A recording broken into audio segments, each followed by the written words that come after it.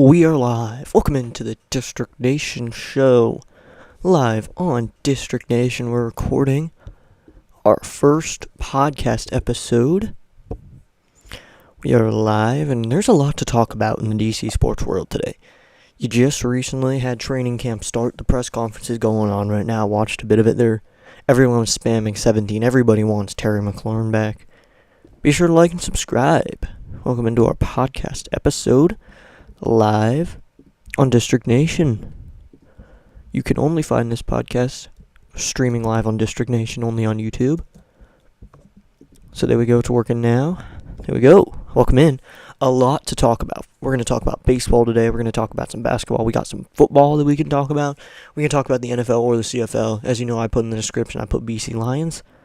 But who knows? We got a lot to talk about. We're going to hop in right now, just getting started. Just looking last night, we're going to start with baseball because baseball is my favorite sport. I want to get started with that because there's a lot to talk about. And the first thing I want to get started with is a post-game show for last night's game that we streamed. It went pretty late into the night. But the one thing I really want to hit on is the Washington Nationals offense. That's what we're going to start on today's podcast episode. That's why it's MLB. We had a good night last night with some baseball. A good game. Let's just look at the stats real quickly. Abrams did not have a knock. Wood had a 2-knock game. And then Bell, he had a 2-knock game. Lowe didn't get a hit. House had a 3-knock game. The young rookie Lyle had that base-clearing triple back in the first inning. And then Rosario had a knock. Riley Adams had a 2-knock game. And Jacob Young had a 3-knock game, racking up some singles. Everything was great for the Washington Nationals in that game yesterday, playing against the Reds in Game 1. It was a really good game. Back in that first inning, Abrams drew a walk. Wood had an RBI double. Bell doubled off the wall. Lowe drew a walk. And then Lyle had that base-clearing triple. Second inning was quiet. Third inning, you had the Bell home run. And then the House single. Lyle got hit by a pitch. Adams with an RBI double. And then Young with an RBI single. The entire game, the offense was flowing. You can't beat that. Offense is what wins games. People might say, base running wins games, pitching wins games. You can't win a game unless you have offense. So the offense that the Nationals brought in that game yesterday, it needs to fuel into today. If they do that today, there's not many teams that can beat them. There are no teams that can beat the Nationals when they play like that. Not many. Maybe the Dodgers because their offense is just crazy. But there's not many teams who can beat them when they're playing like that. I mean, I could see the Dodgers winning. I could see the Yankees winning. But it's just, you know what I mean. They scored 10 runs. The box score for them, 4-0-3-1-0-2-0-0. That's exactly what you need. And Finnegan earned himself a save by giving up 2 runs. Probably not what you wanted, but, I mean, you're going to do that. If he's going to do it, he's going to do it. Give himself a save, give up a couple runs is okay. We had a 4-run lead for him. We gave him the run support he needed. That's all he needed in that game. The offense was only working for 8 innings. Cincinnati scored 2 in the 9th. Finnegan gave it up. That's okay because the bullpen had a good game in general besides Finnegan. Irvin did not do too well. He went 3 2/3, 6 hits, 5 runs, 3 walks, and a strikeout. Thompson finished his inning. Then you had Henry, who had a scoreless inning. Chafin had a scoreless inning. Garcia had a scoreless inning. And then Ferrer had a scoreless inning going into the 9th, setting up perfectly for Finnegan. It was all great. You can't beat that. That box score was amazing. I mean, when you're playing like that, even if you give up 8 runs like they did, it's still a great game. I loved covering it. The Nationals were ready to go. They came out fighting. I think one of the big parts was having a veteran, Ahmed Rosario, in Garcia's spot. Give Garcia some time. He's going to get better. He definitely will, but give him some time. He's going to get better because he's going to become a veteran in a couple years' time. Ahmed Rosario brings that veteran motivation, that veteran presence that really motivates players. So that is all from the Nationals game. We looked at it tonight. They play again. We will not be streaming Game 2 tonight. I'm sorry. I wish I could. I have some stuff to do. Wednesday we'll be live at noon with Game 3 of the series. Then, of course, Friday, Saturday, Sunday, we have the next 3 games of the series. And then, of course, we have our football stream on Sunday between the BC Lions and the Tiger Cats, Hamilton Tiger Cats. We'll be talking a little bit of CFL football, but there's a lot of NFL football that we need to talk about, that and NBA, that we won't do too much into CFL. I know we have a lot of CFL fans, including Chomos, but he'll enjoy this, but we didn't even put their logo on there for my banner. This is a DC podcast, and that's what we're focusing on. Yes, all we do. And since that's a little bit on the Nationals, we'll switch it over now to the NFL. Or let's go to the other matchups in the MLB world. Then we'll head over to the NFL and NBA. I'll figure out which one I want to do next as we go. We have 22 subscribers, by the way. We gained 2 last night. So thank you to those 2 subscribers. It was Spaceman and Regina. They subscribed last night. Spaceman's a moderator for me. Spaceman's a good guy. Go subscribe to Spaceman Sports. He posts shorts, some videos. You can find him. He did a video on tips to becoming a good sports fan. I mean, everything helps. So now, we're going to get going into some MLB games that happened yesterday. We'll look at the scores, dive into a couple games, and then we'll get into some other sports. So around the world, of course, the Nationals beat the Reds 10-8. Then the Guardians beat the Orioles 10-5. The Pirates beat the Tigers 3-0. Skeens got that win. The Padres beat the Marlins 2-1. The Red Sox lost to the Phillies 3-2. We'll dive into that game because there's a really hilarious ending. And then, of course, the Blue Jays beat the Yankees 4-1. The Mets beat the Angels 7-5. And then the Braves beat the Giants 9-5. The White Sox the White Sox beat the Rays 8-3. The Royals beat the Cubs 12-4. The Rangers beat the Athletics 7-2.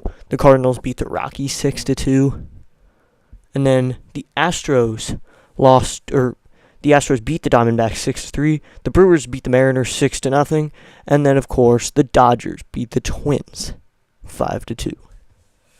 So now we're going to take a look at the Boston Red Sox and Philadelphia Phillies for just a moment, because that was a really funny ending.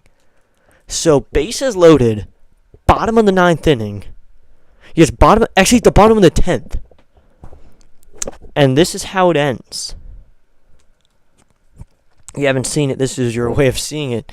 Bottom of the 10th inning, Otto Kemp draws a walk, and then Kepler is intentionally walked.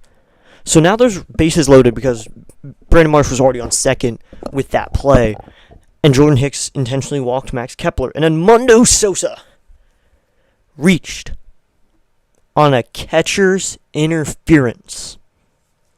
I am not joking. He reached on a catcher's interference. Catcher's interference. And the bases were loaded. So you know what that means. The runner scored. A catcher's interference ended the game. That's crazy. That is freaking crazy. I could not imagine being a catcher and that happening to me. Bases were loaded, and I'm thinking, pitcher, don't mess this up. And I mess it up. That's crazy. Anyway, that's how it is. But it's okay. The Nationals didn't need that. Or the Nationals didn't do that. That was the Red Sox doing. Thomas Fitzpatrick covered that game. His reaction was hilarious. Just any Red Sox fan reaction would have been so mad. Any Red Sox fan is pissed about that. That's what happens. Now what you wanted. So that's all around the MLB world. And we'll get into the NFL. So now we'll go to the NFL, talk about some of that, especially the Commanders. The biggest thing is Terry McLaurin, last year of his contract. Are they going to sign him back? I don't know. And here's the thing. Von Miller signed by the Commanders. Welcome Von Miller to the DMV. They have to sing 5 things. We're just going to go through them. Multi-sport athlete in high school. That's cool. He ran track, so it was kind of that. And then he's a self-proclaimed nerd, but also I'm pretty sure he's been arrested. So I don't know about that one. He was a star with the Aggies. Yeah, Texas A&M. That's cool. And then he's still one of the quickest pass rushers in the league. Yeah, Miller is pretty older. He's getting up there in years. I remember my brother was telling me he remembered the days when he was a young guy. No, he's an old man now. He's a veteran. So he's getting up there. But then, of course, the last one being he's one of the most prolific sack artists in NFL history. That's good. Having someone like him will help out, get the defense working a little bit. I think the Commanders may have won a couple more games with Von Miller last year. But this year, we're going to see how it goes. So now, since we have some time, Von Miller is commander. The press conference is going on right now. And the first preseason game is going to be between the New England Patriots and the Washington Commanders for Commanders preseason Week 1 matchup. It's going to be on CBS, but we're going to be live right here. We're going to be right here on District Nation covering that football game. Excited to cover some football. I'm covering some football this Sunday with the BC Lions. Not going to cover that in today's podcast episode, but we're covering some BC Lions football. But I'm excited for NFL. And then week 2, you have the Bengals and the Commanders. And week 3, the Ravens and the Commanders for preseason. Then you get into the regular season. Our opening matchup is going to be against the New York Giants for week 1. Week 2 is going to be the Packers. That's on September 11th. That's a Thursday. I'm pretty sure I'm not going to be able to cover that. Weekend games are going to be my thing. That's going to be how I do it. Like week 3, Sunday at 1. I'm going to call that between the Raiders, Falcons. Week 4 on the 28th. And then on the 5th of October, 4:25 on Sunday. And then Monday Night Football, week 6, they're at 8:15 p.m. And then 4:25 on Sunday, week 7, you got the Cowboys. Week 8 is our first matchup against the Kansas City Chiefs on Monday Night Football. That is October 27th. Mark your calendars. It's going to be on ABC. Monday Night Football matchup. Everyone is probably excited for two of the best quarterbacks going after it. They pre-ranked the quarterbacks on the NFL website. Or SI, I don't remember who ranked it. Jane Daniels was number 5. Mahomes was number 1. I think that Daniels is higher, personally. He proved it, but also you're going to have that sophomore slump. I don't know what's going to happen, but I think the sophomore slump might bump him down 2 or 3 spots. Hopefully he doesn't have as big of a sophomore slump as everyone else does, because if you don't have as big as one, you stay good. And then week 9, you're playing the Seahawks to start November on Sunday Night Football, and then they play the Lions for their week 10 matchup. For week 11, they're playing at Sunday 9:30 in the morning against the Dolphins. And then week 12, you get a bye. Week 13, you're playing Denver for Sunday Night Football, and then on that next Sunday, week 14, you're playing the Vikings. Week 15, you're playing at the New York Giants. You played them already for preseason. Week 16, TBD the time, but Philadelphia Eagles. Week 17, Thursday, Christmas Day, football. At 1 p.m., we're going to get the Cowboys and the Commanders. I might be on the mic for that one. And week 18, you play the Philadelphia Eagles again. I think the Eagles and the Commanders, I think we're going to split. We're going to go 1-1. That's just my prediction now. We're going to take the first, because we're only playing them twice. I personally think that the Commanders are going to take the first game. Then the Eagles are going to bounce back in game 2. That's just my easy prediction for now. I mean, Jalen Hurts and Jane Daniels are going to battle it out. They're obviously going to have a good battle. They've had good battles in the past. We've seen it happen before. And they usually split it. And when it gets to the postseason, Jane Daniels did not win. And that's what happened the first time. Jaden Daniels wins in the first matchup usually. Hopefully he does it again, because I like the first matchup winning. But it is their last game. It's going to be at Philadelphia. That's exciting. We don't know who's going to cover it, but it's going to be on TV, so we'll be excited for that. But week 1, we are so close to the Patriots and the Commanders. It's going to be in New England. On August 8th, 7:30 on a Friday. Friday Night Football in District Nation. We are covering the first preseason game for the Commanders. So excited for it. Before then, we'll have some BC Lions football.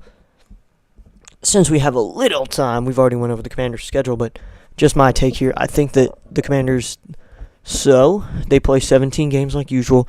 I believe I'll take the record of 13-4. One game better than last season. I think 13-4. 13-4 is my official prediction. Excited to see how they do it. That's going to be my final prediction. We're going to take a look. The roster, they have like a fake depth chart that they're doing, unofficial depth chart. So I thought we could go over it real quickly. Your wide receiver is still Terry McLaurin. Brandon Coleman is going to be your left tackle. Then your left guard is Nick Allegretti. Tyler Biazdas is your center. Right guard, Sam Cosme.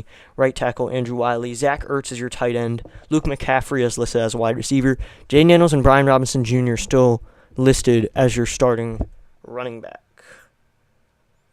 So that's just what it is.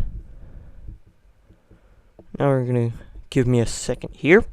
We'll get into some CFL talk real quick. We're going to look at the rest of the BC Lions schedule.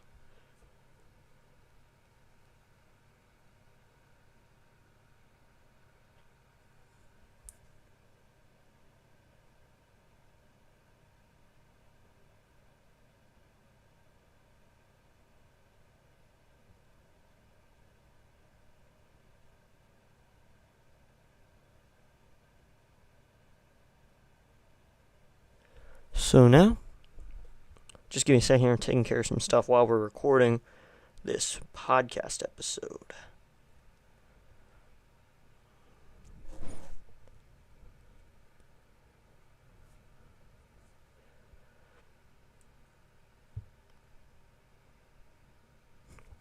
So now we're going to head over to the line schedule. Excuse me. Very sorry, we've got some stuff that I'm taking care of. Just having chaotic Tuesday, but this is some podcast episode we're going to call. We're going to do BC Lions schedule. I'm going to predict some of them, and then we're going to get into NBA, and that'll be the end of the episode. 5 days away from BC Lions and the Hamilton Tiger Cats. They're going to be playing soon enough. So, let's take a look at the Week 8 matchup. It's Hamilton Tiger Cats, BC Lions this Sunday. We are live with some football. Week 9, you get a bye. Week 10, you're going to the Hamilton Tiger Cats. That's big. And then Week 11, you got another game. And just quickly, I'm getting up these lists. It's kind of annoying.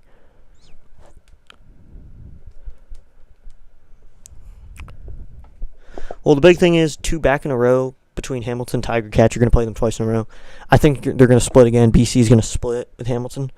BC still has a chance, so as you know, if you don't follow closely the CFL, we're covering, I got into it recently, but if you don't follow it too closely, there's a semifinal and a final. As long as BC stays in front of Edmonton, the BC Lions will be in the playoffs because it's semifinals and finals for both divisions. So the West Division does have 5 teams. The East has 4, so everyone gets in there. Hamilton is currently first in the East Division. In the West, BC Lions are 4th. That's the team I'm a fan of. Hopefully I can get some other people into BC Lions football because I am a big fan of football. We're going to be covering, obviously, NFL, but you're going to do some CFL too. So that's going to be the end of the football. And NBA, there's not too much, but I'm going to get into, there's no schedule yet. Just Jordan Poole's probably going to be your point guard. Just quickly, I'm sorry, I'm really distracted. So I think that this is going to be the end of the episode. I'm so sorry it wasn't very long. Hey, what up, Giants fan? To show some love, hit that like, have a great stream. Thank you. The Rising Rhino fan, Giants fan 56. Thanks for popping in today. I believe you're subscribed. If you're not, you could hit that subscribe button. We're just live here today right now. The stream wasn't going to be too long, so here we go. Giants fan 56, number 2 like, just popping in to show some love. I hit the like. Have a great stream. Thank you so much. I believe you are subscribed, but we're just doing some DC sports talk. I'm going to have to end soon. Been taking care of the stuff, but just some NBA talk. Just quickly, Summer League, there wasn't a great Wizards performance. I think they went 1-3. Or 2-3, because they won 2 games. That's not great. You don't really want to do that. I am subscribed already. Thank you very much. We're trying to hit 30 by NFL preseason, which is in. I posted about it. I forgot what the number was, but I posted it today. It is in 17 days for the first Commanders game. And their press conference and team meetings are going on right now. Their training camp started, so they're having a press conference right now. So, Giants fan 56, hit the like button. Enjoys Rising Rhino football. I know she's in there a lot. I'm in Rising Rhinos football a lot. If you're wondering, this Sunday I'll be covering the BC Lions game. So now we'll just take a quick moment to look at our schedule for streaming. Once again, Wednesday, tomorrow, we will be live next for a Nats Reds game. And then on Friday, we'll be live for a Twins game at 8 p.m. Saturday, we'll be live at 7 p.m. And then on Sunday, we're live at 2 p.m. and 6:50 p.m. with 2 games. You have the Nationals at Twins on Sunday at 2 p.m. And then Sunday Night Football, Lions versus Tiger Cats at the BC Place. 6:50 p.m. we'll be live. And then we're going to have some more streams in between now and August 8th. Of course, we're going to Houston. We have a late night swing. We're playing 8:10, 8:10, 2:10 next week, Monday, Tuesday, Wednesday, and then come back home. So I'll be able to cover the Milwaukee series. They have a homestand after their West Coast swing. So the Nationals are going to have some swings. We're going to get football going. Once again, football does not mean baseball streams are over. Baseball is my favorite sport to stream. You notice that this channel did start as just Nats, but we added Commanders, NBA Wizards, college basketball, and some BC CFL football. So that'll be the end of today's stream. No one really to redirect to right now because there's no one live right now. The Commanders were previously live. Let me see if I can get up something for the Commanders because I'm pretty sure they're still live. That'll be my link. They're no longer live. They finished up. It was a 27-minute Commanders press conference with Adam Peters and Dan Quinn. They spoke especially about everyone in the chat was saying you got to sign back Terry McLaurin. You have to. If you want to win, you're going to have to sign back Terry McLaurin. Thank you so much to everyone who appeared in today's podcast episode. We'll have another one of these at some point. Thank you, Giants Fan 56, hung out with us today. We had a good stream today. And we'll be back tomorrow at noon with some baseball. Thank you so much for coming. I'll see you tomorrow. Go Nats. Go DC. Until then, see you later.